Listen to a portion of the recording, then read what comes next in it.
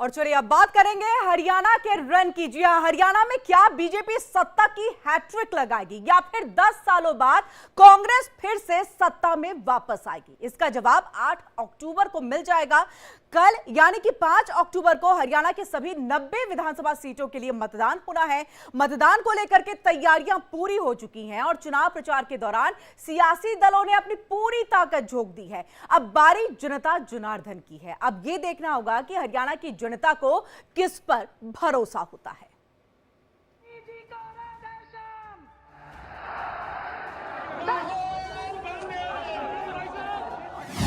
कौन जीतेगा हरियाणा का रण?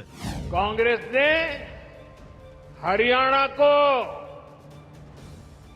दलालों और दामादों के हवाले कर दिया था। पहलवानों के गढ़ में किसका दम? और आज हरियाणा में ड्रग्स फैलते जा रहे हैं, बेरोजगारी, नशा, ये बीजेपी की देन। बीजेपी लगाएगी सत्ता की हैट्रिक। हर जगह एक ही आवाज गूंज रही है, भरोसा दिल से, भाजपा फिर से। या कांग्रेस करेगी सत्ता में वापसी? हरियाणा को दलाल चलाते हैं, हरियाणा को जो मेहनत करते हैं वो नहीं चलाते हैं। राहुल जी,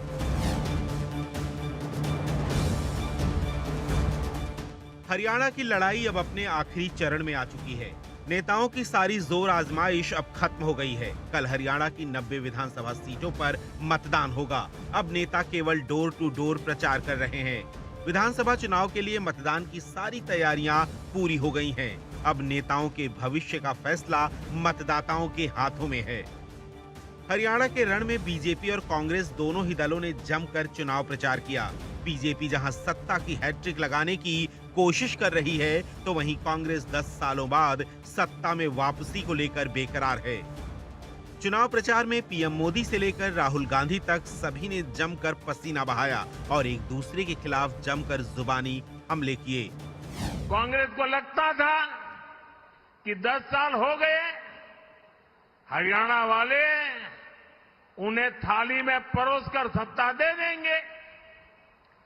यही गलतफहमी कांग्रेस को मध्य प्रदेश में भी थी।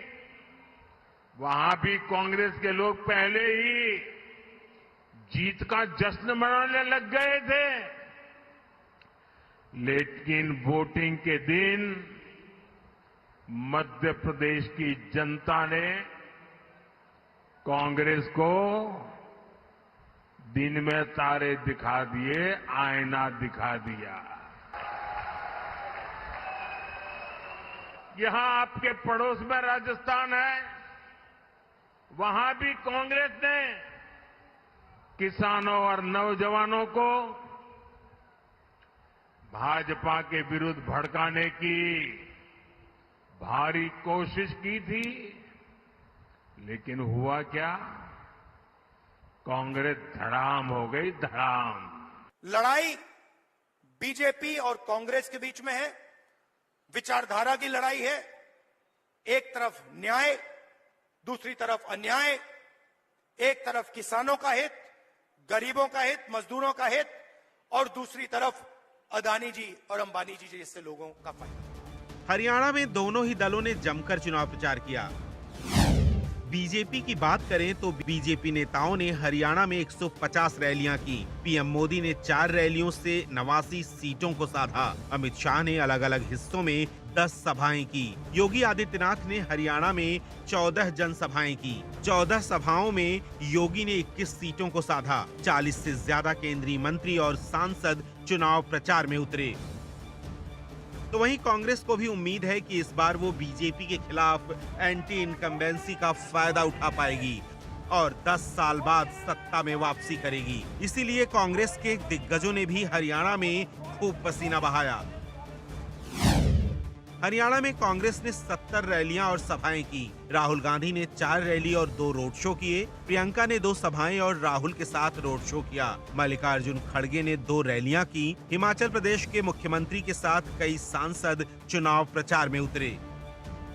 हरियाणा के रण में कई दिग्गजों की प्रतिष्ठा दांव पर है, जिसमें मुख्यमंत्री नायब सिंह सैनी के अलावा बीजेपी के दिग्गज नेता अनिल विज और कंवरपाल भी चुनावी मैदान में हैं। कांग्रेस नेता और पूर्व मुख्यमंत्री भूपेंद्र हुड्डा के अलावा विनेश फोगाट और आदित्य सुरजेवाला पर भी लोगों की नजर होगी।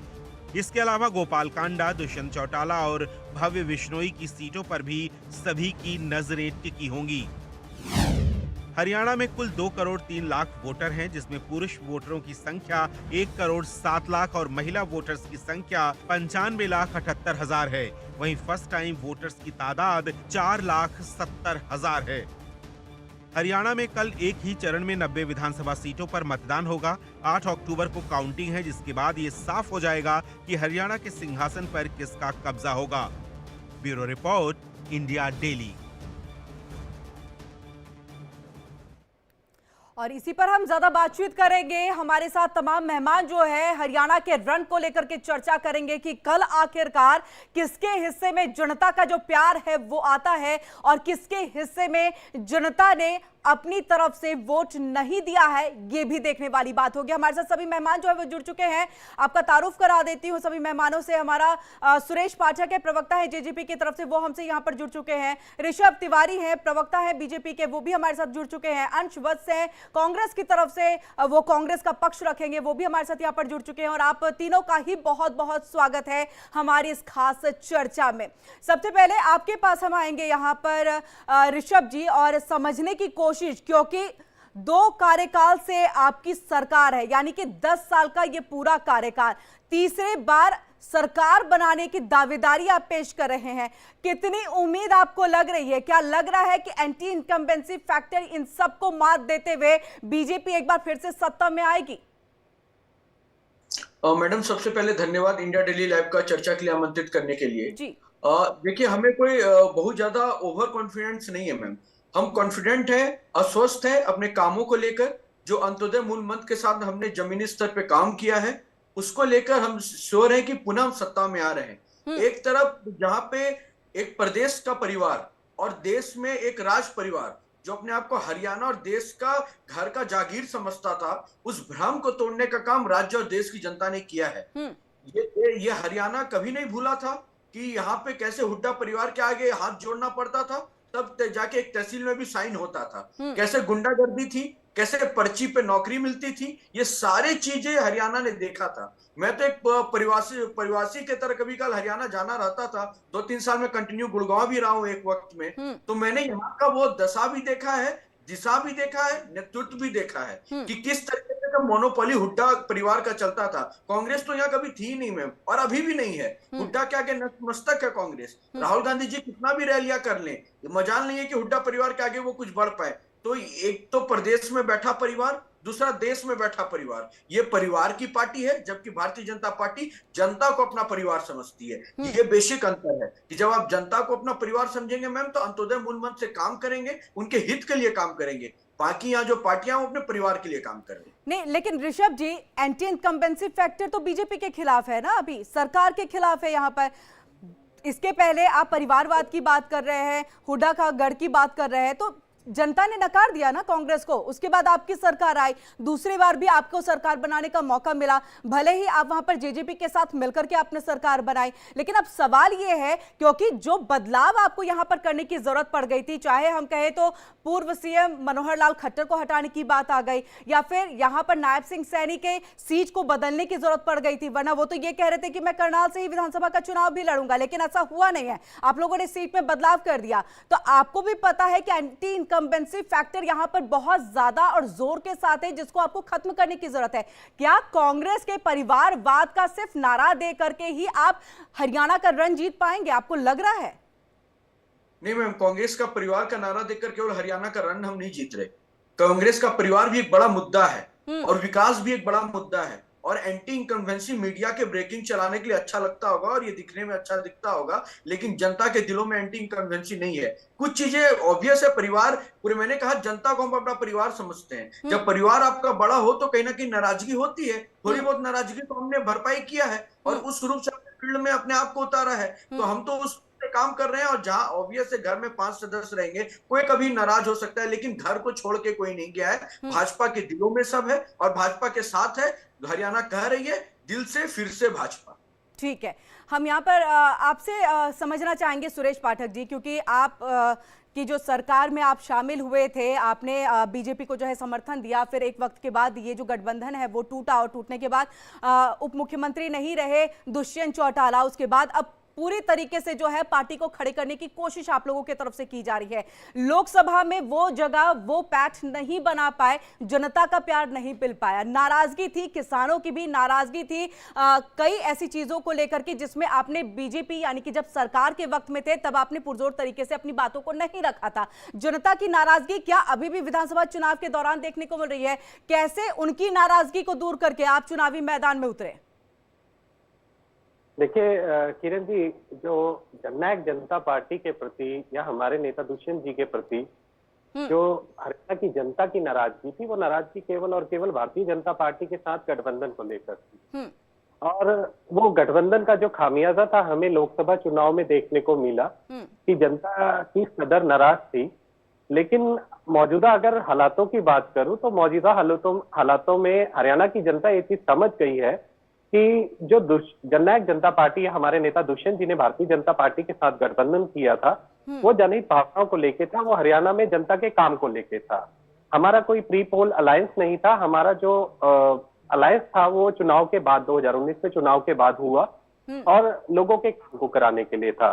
दूसरी चीज ये कहना चाहूंगा कि हरियाणा सरकार में उप मुख्यमंत्री रहते दुष्यंत जी ने हमारे मैनिफेस्टो में जितने भी वादे थे उन वादों पर पूरा उतरने का काम किया। केवल और केवल अगर बात करूं तो हरियाणा में एक हमारे मन में टीस थी और हमारी मैनिफेस्टो में भी एक बड़ी मांग थी कि 5100 रुपए वृद्धावस्था पेंशन, जो बुजुर्गों को पेंशन जाती है हरियाणा में, उसको हम 5100 रुपए कर सके। लेकिन लोकसभा चुनाव में हमने कोई भी सीट ना मांगकर भारतीय जनता पार्टी के सामने यही चीज रखी थी कि आप हमें कोई भी सीट मत दीजिए, जो मौजूद हालात है हम आपका एक पार्टनर, अलायंस पार्टनर की तरह हम आपका पूरा सहयोग करेंगे। आप केवल और केवल हरियाणा में 5100 रुपए वृद्धावस्था पेंशन को लागू कर दीजिए। लेकिन भारतीय जनता पार्टी ने जब इस चीज को मानने के लिए मना किया तो गठबंधन पे भी सवाल पूछने लग गए। दूसरी चीज ये है, तो आप ये कह रहे हैं कि आपने पेंशन की बात की और यहाँ उन्होंने गठबंधन तोड़ दिया। आप काम चाहते थे, बीजेपी काम नहीं चाहती थी। देखिए मैं ये चीज नहीं कहूंगा, हमारा जो मैनिफेस्टो का मुद्दा था, काम तो दोनों सरकारों ने मिलकर गठबंधन में किए हैं, ऐसा नहीं है कि नहीं काम हुए, काम किए हैं। लेकिन इस चीज के लिए वो दुष्यंत जी को हीरो बनाना नहीं चाहते थे। हरियाणा की नजरों में भारतीय जनता पार्टी ने केवल और केवल, अभी तक आप पिछले 4.5 साल के पिछले उस कार्यकाल में देखेंगे कि जितना दुष्यंत जी ने हरियाणा की सरकार में रह के काम किया, वो अधिकतर कामों का क्रेडिट भारतीय जनता पार्टी ने लेने का काम किया। जब दुष्यंत जी की एक सोच थी कि हरियाणा की जनता, जो हरियाणा के युवा हैं, 75% उनको प्राइवेट सेक्टर में, प्राइवेट इंडस्ट्रीज में रोजगार मिले, उसके लिए विधानसभा में मुद्दा पारित हुआ। विधानसभा में मुद्दे को पास करवाया सहमति के साथ दुष्यंत जी ने। लेकिन जब उस चीज पे कहीं कोर्ट में अड़ंगा अड़ा तो भारतीय जनता पार्टी की तरफ से किसी भी तरह की सपोर्ट नहीं मिली उन्हें। तो मैं तो वही कहूंगा कि दुष्यंत जी जो है एक विजनरी लीडर। ठीक है, ठीक है, आपकी आवाज नहीं आ रही है, आपके पास मैं वापस लौटूंगी। जी ठीक है, इसका जवाब हम लेंगे ऋषभ जी आपसे, क्योंकि जिस तरह से वो कह रहे हैं कि दुष्यंत चौटाला काम करना चाहते थे, बीजेपी काम नहीं करने देना चाहती थी, उनका सपोर्ट नहीं मिल पा रहा था और यही एक सबसे बड़ी वजह है कि गठबंधन इस वजह से आप लोगों ने तोड़ दिया है। आपके पास वापस लौटूंगी, इसका जवाब भी लेंगे, लेकिन अंश आपके पास यहाँ पर आएंगे। जी अंश, आपके पास हम वापस लौटेंगे। कुमारी शैलजा कुछ कह रही है, वो हम पहले सुन लेते हैं।